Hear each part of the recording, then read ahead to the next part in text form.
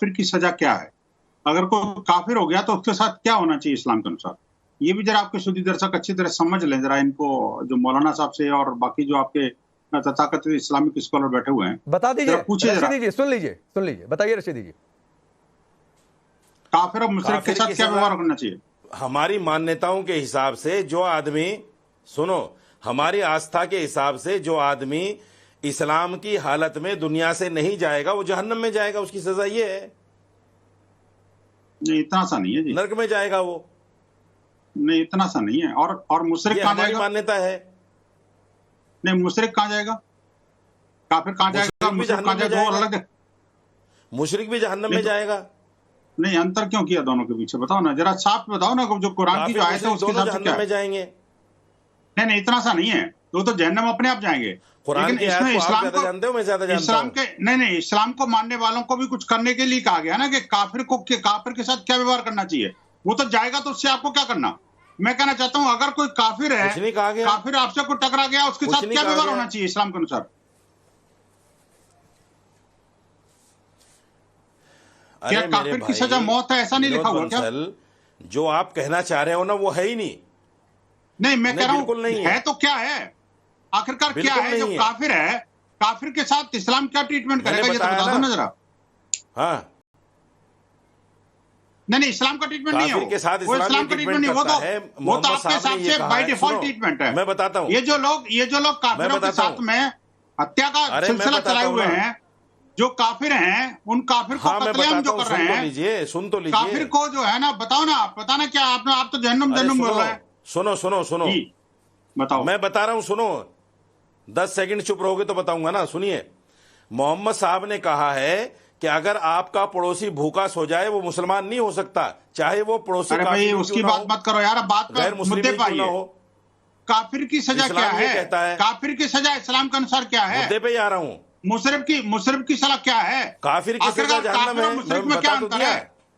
नहीं काफिर और मुशरिक में क्या अंतर है मरने के बाद। अरे मौलाना, बात को छुपाने की कोशिश मत करिए। ये दुनिया भर में जो आग लगी पड़ी है ना, जो दुनिया भर में जो इस्लाम जो शांति का धर्म है, उसको जो ना हिंसा का धर्म आपकी जैसे मुल्लों के इस्लाम ने क्या है।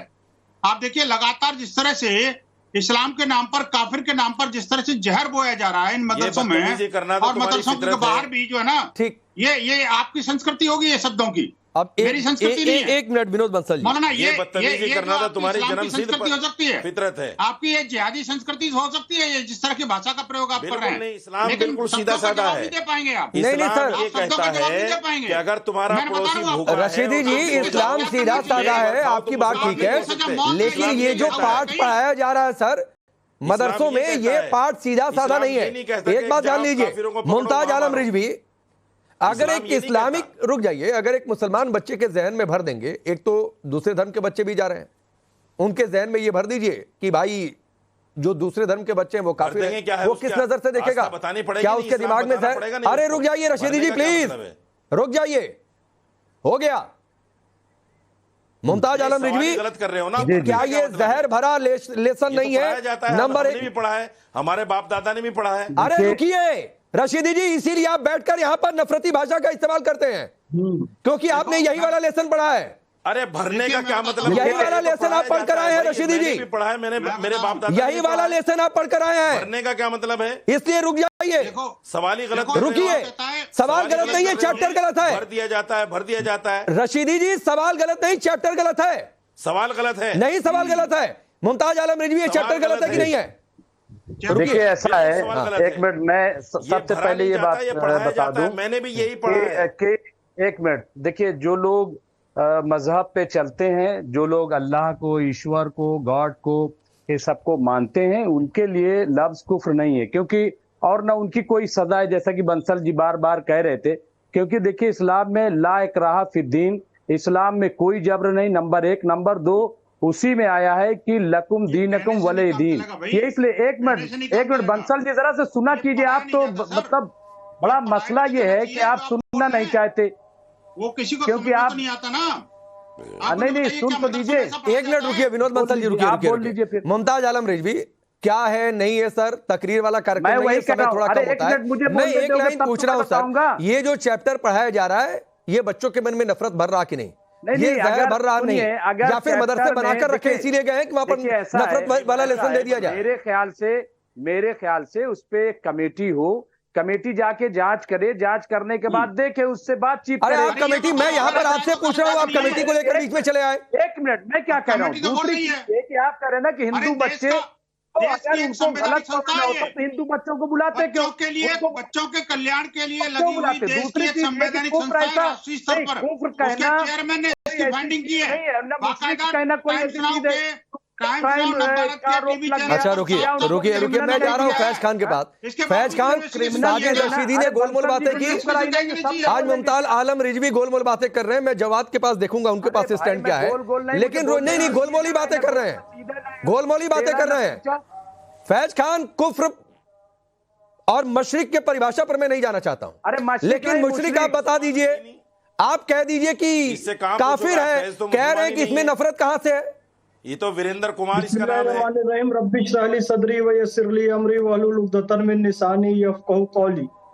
देखिए राकेश भैया, ये मौलाना ने खुद ही स्वीकार कर लिया कि ये और इनके बाप दादाओं ने, इन्होंने यही शिक्षा प्राप्त की है। उसका परिणाम भी दिख रहा है कि यहाँ पर नफरत वो फैला रहे हैं।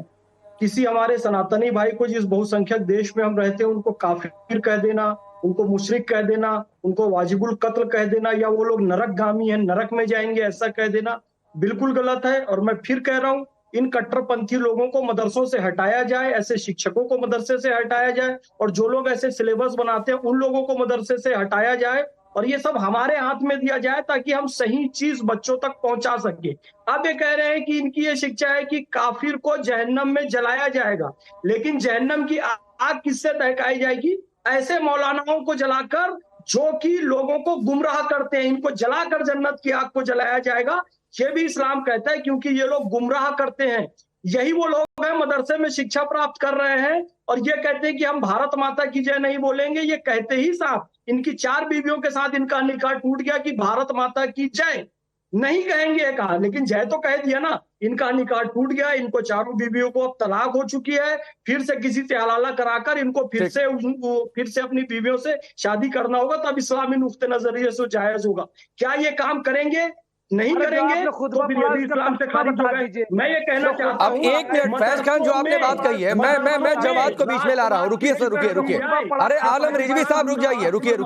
सैयद जवाद, जो बातें फैज खान ने कही और जो बातें शुरुआत में साजिद रशीदी ने कही, खुतबा पढ़ा है उसको जरा आप कहते हैं सभी धर्मों की बराबर इज्जत करते हैं। अरे रुकिए रिजवी साहब रुक जाइए भाई। सैयद जवाद से सीखिए, इतनी देर से इंतजार कर रहे हैं। नहीं, जवाद सभी धर्मों की बराबर इज्जत करते हैं, लेकिन साजिद रशीदी की नजर में मेरी धर्म की इतनी इज्जत है कि वो ये कह रहे हैं कि मैं और विनोद बंसल, चूंकि यहां पर इस पैनल पर हम ही 2 लोग नॉन इस्लामिक हैं, हम दोनों लोग नरक में जाएंगे। इतना ही इज्जत